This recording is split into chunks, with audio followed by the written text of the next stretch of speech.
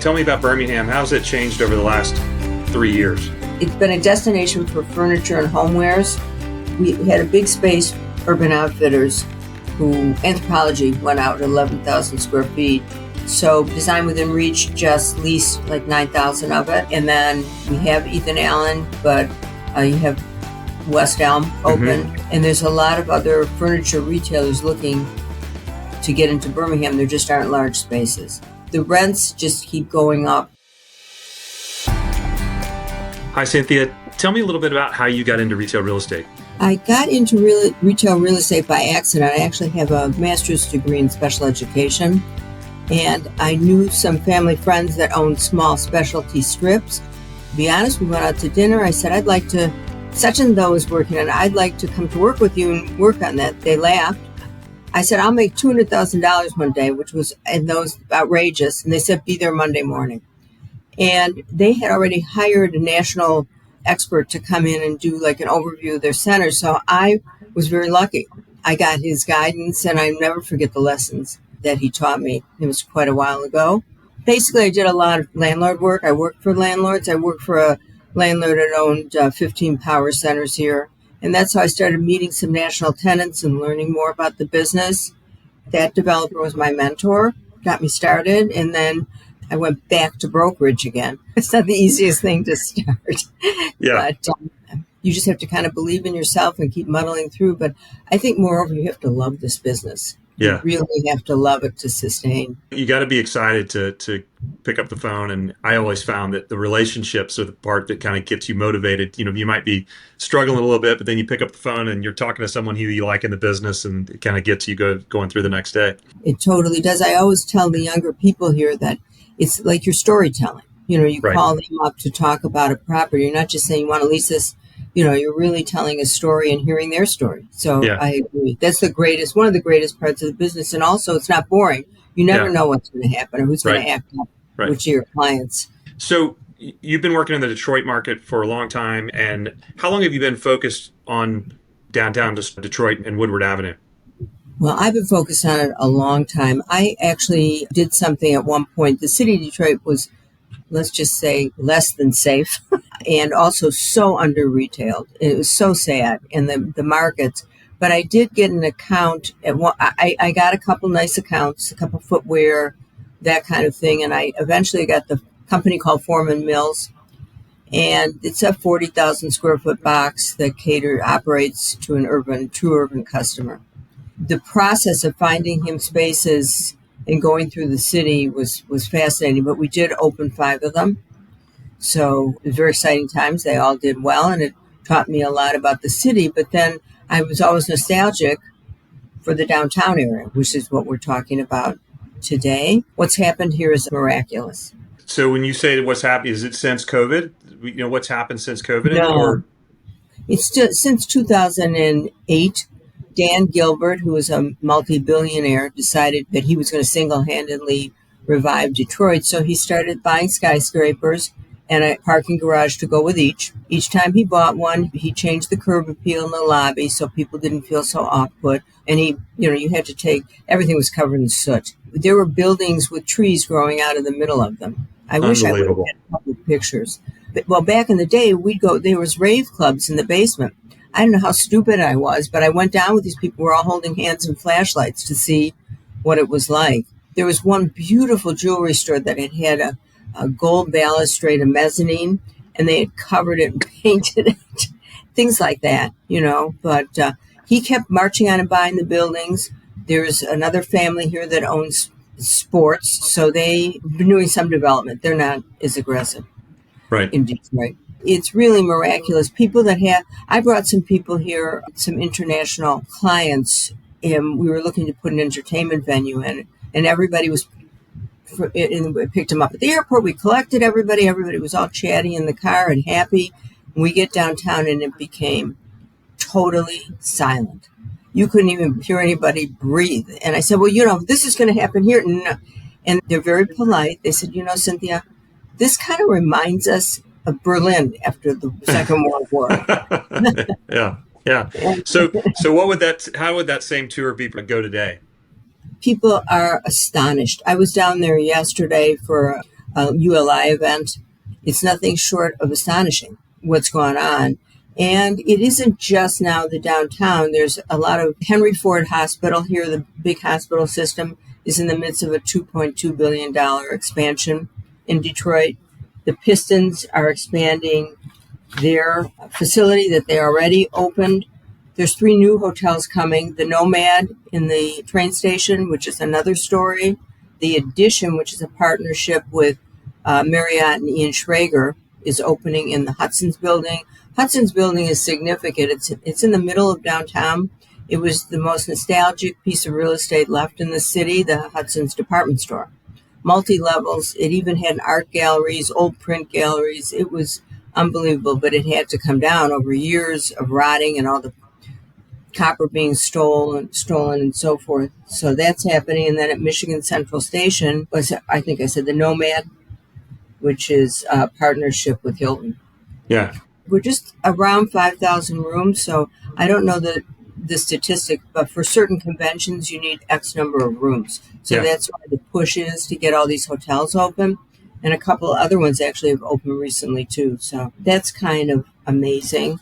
What's coming now is something called COSM, COSM, LA and Dallas. And it's a 70,000 square foot box. And it's hard to, I was just rereading the stuff myself. What's in there, you feel like you are in the sports stadium. Any place you're sitting, you feel like you're, it's amazing. Yeah. And they'll have the second phase. There's going to be something called the Market with small restaurants that they hired a British company to put together. And there's going to be more announcements. But the COSM thing is right in the middle of downtown. The venue's capacity is 1,500, and there's 700 in the dome. All kinds of food. There's going to be some video, some action stuff, and their partnerships with all the major stations and the major leagues. I'm looking at all of them are pretty much represented. So when is COSM opening? I think it's 2027. Wow. Okay, that's going to be incredible. What other projects in downtown Detroit are going to have an impact? Well, University of Michigan is doing something called an innovation center in partnership with the city. So that's coming. There's a lot of, Museum of Illusions is under construction.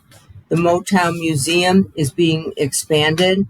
The Innovation Center, by the way, with University of Michigan is a $250 million project. I mean, this is just like the tip of the iceberg, and it continues to open all kinds of new restaurants.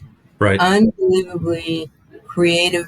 Because when it was a dime a dozen, dime on a dollar, anybody could open anything. Now it's gotten a lot more expensive. But what I think is a nice testimony is that some of the restaurateurs that have one restaurant are opening a second and third. Right. And, where are the rents on the street right now? It's hard to tell. I mean, they're high 20s, I would say, but you can't. It's really hard to tell because you don't know how much they've been incentivized. Bedrock, which is the name of Dan Gilbert's company, they're the ones driving all this, and they're treating the downtown streets as if it's a mall. So many apparel, so much food, so much. They've activated alleys, so they have experienced and inexperienced operators that they've given a chance to. And they also have training programs and entrepreneurship for some of these new retailers. So they're not just sticking them in there and at some high rent. They're backing them 100% physically. The area that those photos are on is a place called Capitol Park. That park just finished a $3.5 million upgrade. Right. And that park is in the middle of a little retail area, just a block downtown, and all kinds of high-end restaurants and pastry shops are in there. It's just like all kinds of nuanced areas. So tell me, what are the projects that you're working on right now? Well, I mostly work with retailers, but I have the listing of the buildings you see up there. One's a 5,000 square foot lower level space, which we actually have interest in. We weren't so sure, but we do. And then the 1201 building, which is right below your left shoulder. In the picture. Yep. We've got quite a bit of interest. It's just getting the right one in there and then deciding when they're going to go up with that building. Tell me about the value of the Farwell space and what you like about that. Well, it's a pretty building. It's unique. It's on Capitol Park, which gives it an edge. It's going to be for somebody that can operate in a lower level. I mean, it's a quirky retailer, and somebody just popped up that really they can use it. I mean, we'll see if it works because they're going to have to. The city's going to make them do an elevator down there, so just see Right. how the numbers work. But it's not the first time. You know, Yeah. 'cause a lot of these restaurants I'm describing are in quirky spaces, Hmm. and that's how it all started. Everybody wants to be on Woodward, but everybody doesn't belong on Woodward. You can go a block off and get some really a better price and some creative real estate as long as you can walk. And downtown is downtown. Then it goes to the stadium district, and then it goes to a place called Midtown, which has the highest number of residential units. And there's Hmm. restaurants there as well. And then there's other neighborhoods. One we didn't talk about was the train station in what we call Corktown. Right. The old Michigan Central station was abandoned. In the 70s, it ran a train here and there, but it was like a real, we call it porn photography. All the Right. photographers came in to look at that thing. Henry Ford bought it. They're using it as their innovation center, and they're buying up real estate around it to house the employees. It reopened this summer with a grand concert. Eminem, Diana Ross came in to Right. sing, and it is absolutely magnificent what they did. But that's also significant because that's where the rail is. They're going to try to reinstitute some of that rail. Behind it is a place called the Depository. It's a big building where they've got all kinds of startups. And then Right. this whole thing we're talking about, and I didn't even finish with the other neighborhoods, are going to be interconnected by walkways. The development gets stronger. It's easier to walk from place to place. Tell me about 1201. 1201 was a former restaurant that they just had to brick up because they had nothing else they could do with it. So it's pretty raw space. It's owned by a developer who also owns a development company. So there's a lot of opportunities. He bought a lot of the buildings in Capitol Park, and he's very invested there and emotionally and capable. It remains to be seen whether he's going to hold off going up. Right now, we're saying we can have a patio and there's a roof deck, and there's Okay. even a basement. Who is it perfect for? Any restaurant, really, because the variety, you've got a very high-end steakhouse there. You've got a beautiful Lebanese restaurant where they started out in the suburbs and opened this unit here. Uh-huh. Got a gorgeous French bakery. Unbelievable. Beautiful stuff. Right. It could be something as simple as a chain. You know, maybe we want everything unique downtown that helps sustain it, but once in a while you need to feed the employees. So Yeah. it could be a Sweet Greens or something. Okay. And when is it available? It's available now. Available now. Okay. And then same question. Tell me about the Farwell and The Farwell it's right next door to Gensler's office. It's underneath. There's a place called Exhibition Shoes, which is a curated. It isn't just shoes; it's shoes and sports streetwear, and it's highly curated. And then this would be a lower level to that. It's great for F&B because on Woodward Avenue, everybody thinks they need to be on Woodward Avenue. The spaces that can handle the food piece are diminishing. There's only maybe one. right. It has to do with the infrastructure. So I think they're fooded out on Woodward. But the great thing about going back to 1201 is it's a block off downtown. It's not Right. even a block. It's like a half Yeah. a block. It's part of it. And the new park is magnificent. It's really Right. great gathering space. How big is 1201? 1201 Gratiot is 4,800 square feet. There's also a basement and an opportunity for patio seating outside as well as a roof deck. It's great for any restaurants. We in one of the unique restaurants or even a fast casual Sweet Greens Panera type of a thing. The Farwell Building is a beautiful building. It houses exhibition on the main floor, which is a curated apparel and shoe company, and also above it is Layla Restaurant, a very high-end, beautiful Lebanese restaurant. And the space that's available is 5,000 square feet. It's on the lower level, and it will be accessible. It's a great space. Awesome.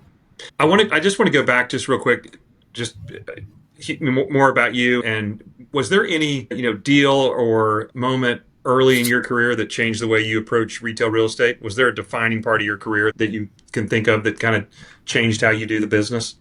Well, I was working for one of the developers I worked for. They told me I could try my hand at brokerage if I wanted a little, and I was doing promotions and trying to learn my way through it. And I somehow I did all this research and found a box that could take this 40,000 square foot space, which was in kind of a little off location. But sure enough, they called and they came to town. So it was my first quote unquote site tour, if you could say, rudimentary. And then we all had a meeting. We shuffled into the room. We had a meeting. They all did the talking. What could I talk about? I didn't even know what I was doing. And after it was all done, each person congratulated me on running such a great meeting. So I learned the lesson. Sometimes it's better not to talk than it is to talk. That's a great lesson. Quickly on Brand March. You're one of the first featured brokers on Brand March. What do you see the value of Brand March, and why did you decide to participate? Well, I think it's a great opportunity to share our knowledge of the communities we live and work in. And it's kind of an extension of everything else we do. It gives us another opportunity, another chance to share the story. And, some of these are all our communities as well. We'd love to see certain retailers and restaurants in these communities. So I think Brand March is catching on, growing. I think people will be interested in what we have to say, because you've chosen all people that are highly experienced. The Hudson's block, where this department store came down, has evolved to 2 buildings. Both will have retail on the main floor. The main floor is open and the event spaces have opened. They have capacity for about 2,000, and that's something else we lack for here is big event spaces. We can do 300-400, but when you get to 2,000, there aren't that many places that can. Right. It's a Bedrock operated property. It's classic Detroit grit. It's got to have a feel of Detroit. Museum of Illusions is under construction on Woodward, which is another attraction. So a lot of attractions are looking downtown. So far this year, Apple at 14,000 square feet, Kava, Free People, Ella Yoga, DW Home, which is a Gardner White, a local that did like a high-end small store, local furniture, House of Brunch, Takova's, Timberland. This is right at the beginning of their store expansion, so it's nice that they chose Detroit. They're not open yet. That was just announced. And so I also mentioned, I think Motown's a big thing, that they're expanding. People come from all over to see the Motown Museum. And we talked about Cosm. So, awesome. That's a lot. That's a ton of openings in is that the last 12 months? Yes. Yeah, it's incredible. Okay. It really is. And they're curating. I mean, they want to have the right mix of food and beverage and apparel. They need apparel, and they can't even house any more food and beverage. Right. So they're looking for more apparel. And this building that they opened, there's a causeway, kind of an open area between the 2 Hudson's buildings, so to speak. And they just unveiled that this week. So we got to see it yesterday. It was exciting. That's great. Tell me about Birmingham. How's it changed over the last 3 years? It's been a destination for furniture and homewares. And we had a big space, Urban Outfitters, who Anthropology went out at 11,000 square feet. So Design Within Reach just leased like 9,000 of it. And then we have Ethan Allen, but you have West Elm open. Mm-hmm. And there's a lot of other furniture retailers looking to get into Birmingham. There just aren't large spaces. Right. And the rents just keep going up. And the other thing that's happened is certain businesses they can't afford to open right downtown. Right. Or they're prohibited. You can't have fitness operators in the downtown area, for example. So there's another new area. It's like a mile on the other side of the major Woodward Avenue. They have a lot of homeware, a lot of fitness. That's where they can go there for a lot less money and operate. And now restaurants are starting to open there for the same reasons as well. Do you have a listing in downtown Birmingham you want to highlight? I've been working a lot there. But by the way, today is a very interesting day because RH is opening. Yeah. Parties tonight. Right. So I can't wait. It's really exciting. It's been a long time coming. There was a delay in that project, a construction delay for a year. So tonight I'll report back on our next conversation. But it should be fun. Who are some of the current, not all of them, you don't have to tell me all, but who are some of the key brands that you represent currently? Trader Joe's, Signet Jewelers, Kay and Jared, My Salon Suite, and Kura Revolving Sushi, and Crayola.